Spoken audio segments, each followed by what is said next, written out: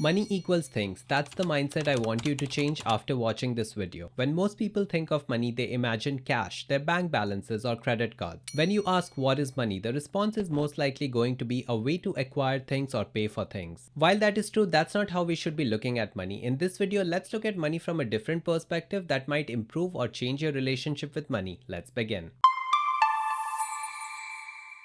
So for a very long time, a lot of us might have looked at money as a way to acquire more things or a way to measure your wealth. Often when I ask my friends why they want to make more money, the answer is pretty simple. They want to acquire more things or better and bigger things. Money equals things is also perpetually promoted on social media. It's impossible to escape it nowadays. First, let me begin by clarifying something. More money can get you more things, and equating money with things is also not the worst thing to do. However, that should not be a fundamental understanding of money. So from here on, I want you to look at money from a different point of view. I believe if you adopt this concept into your life, you might start saving and investing more money and maybe even attain financial freedom earlier than expected. So what am I talking about, and what is money then? Simply put, it's your life's energy. Let me explain. Back in the day, people traded goods and services directly. It was simple, work for work. But as societies grew more complex, we needed something to represent that exchange, something we could use to trade without the hassle of bartering. That's when money was born, and it became a symbol of the energy we put into our work. Your bank balance or the money in your wallet is more than just numbers. They are symbols of your sweat, creativity, and hard work. Think of it this way: your hard-earned money is a symbol of your life's energy. The time you spend away from your loved ones, the skills you have honed, the knowledge you have acquired, and the dedication you have shown. Every dollar that you make takes away a small portion of your life that you're never going to get back. Just imagine, how much time are you spending on work right now? It's probably 8 hours or more. And imagine how many hours you have put into already developing skills so that you could work today. Putting it all together, that's more than 1/3 your life that you're never going to get back. And that's the importance of money, and that's how you should be looking at money as well. So you're probably going to ask me, why should I look at money from this point of view? Why does this perspective matter? Let's talk about wasting money for a moment. When you waste your money on things that you don't truly need, you're not just wasting money or currency, you're wasting away your life's energy. That impulse purchase, it's a slice of time you've spent working. That unnecessary expense, it's a chunk of your life's effort that you will not get back. The question is, do you really want to toss small portions of your life's energy out of the window for short-term pleasures? This shift in perspective is going to make us way more mindful about how we spend our money. If money is hard to acquire, it should also be very hard to spend it. You shouldn't just waste it away whenever you feel like doing it. It kind of ties in with the concept of financial minimalism, where you spend money on things that you really want and that truly matter to you. Instead of wasting it away, we should channel our energy and money towards things that truly matter. The general theme of this video is that if you're wasting your money on things that you don't truly need, that means you're wasting your life on things that you don't truly need. Adopting this concept and perspective is also going to make you way more accountable for your money. Before applying this concept to different aspects of money management, let's look at how money flows to and from you. But before that, if you're enjoying the video so far, hit like and consider subscribing to my small channel. I post videos every Friday, so if you want to watch more, please subscribe. Okay, so let's talk about the flow of money. More specifically, let's start by talking about your income and taxes. So as you can imagine, it all starts by you using your energy at work to get money. This is through physical labor, creativity, and intellect. While the money is reaching you, you need to account for taxes. When you pay taxes, you're contributing a small portion of your life's energy to support the functioning of society. Now, I can sit here and debate whether your taxes are well used or not. In most cases, they are not, but it's an obligation that we all have to tend to. You might have heard of the saying that there are only two things certain in life: death and taxes. So there's no way to escape taxes. So what should we do about it exactly? The only thing that you can really do is make yourself aware of all the tax strategies that you can employ to save taxes. This also makes it essential to be informed about tax planning strategies, such as any tax breaks you can get through registered accounts. For example, in Canada, we have the FHSA, TFSA, RRSP, and so on that can be used to save a lot of taxes. Every country has similar tax strategies that can be applied to make sure that you're keeping as much of your money as possible. After all, every dollar saved in taxes is more of your life's energy that you can retain. Anyway, once you have your money, what you need is a budget. The budget determines how you want to allocate your money to different expenses. Here's a question that you should ask yourself. If I had to directly trade my energy for things, what would be the best way to do it? Yes, after all, budgeting is like a blueprint for your life energy. Next time you want to spend a lot of money on a fancy dinner, ask yourself this: would I spend $2 3 hours working just to buy this? If the answer is no, then you should not be doing it anyway. Of course, there are exceptions. You might want to spend this kind of money for your partner or your family, but maybe not on a first date or just to fit in among your friends. While you're making money, paying taxes, saving taxes, and spending your money, there's one thing that you should never forget about, that is inflation. When prices rise, your money can buy less, and that means you're essentially losing some of your energy after having traded it. Trust me on this, one of the sneakiest ways that the government and the central banks are making you lose money is through inflation. It's really important to understand how inflation affects your financial well-being and how it's destroying your wealth. After that, you need to take some essential steps to ensure that your money is retaining its value. This is where some advanced concepts of money management come into the picture. I'm not saying these are concepts that you don't know, or there are some new concepts that I'm going to talk about. We already know all of this, but let's look at it from a different lens. Let's start by talking about emergency funds first. I tend to talk about emergency funds quite a lot in my videos, but I truly believe that it's an essential step to becoming financially self-reliant. Emergency funds are a vital aspect of financial security. Sometimes in times of an emergency such as a medical situation or job loss, you are unable to use your energy for money. This is why it is important to have a buffer to protect your financial well-being. I'm going to show my usual graphic again just to highlight how much money you should have in your emergency fund. Yes, I understand that I had just spoken about preserving the value of your money, but the money in your emergency fund is not for that. The job of this money is to literally sit there until you actually need to use it. But having that money stashed away is what's going to give the other aspects of your money management stability. Talking about other aspects brings us to the next point, that is savings. Saving is not just about setting some money aside for later use. It's about saving your life's energy for future use. Your savings represent the accumulated energy you have invested in your work. This can come in the form of saving for a wedding or education or even a trip. Generally, we all have savings in a high interest savings account. By doing so, what we are doing is we are putting our life's energy aside and gaining some money on top of it. If you really want to understand how all of this really works, what you're basically doing is you're setting your energy aside with the bank.